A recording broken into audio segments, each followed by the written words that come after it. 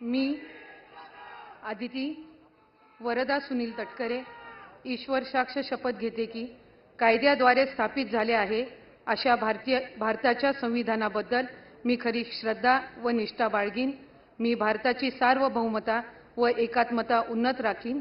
मी महाराष्ट्र राज्याची मंत्री म्हणून माझी कामे निष्ठापूर्वक आणि सद्विवेक बुद्धीने पार पाडीन आणि संविधान व कायदा यानुसार सर्व तऱ्हेच्या लोकांना मी निर्भयपणे व निपक्षपातीपणे तसेच कोणाच्याही विषयी ममत्व भाव किंवा आकस न बाळगता न्याय वागणूक देईन।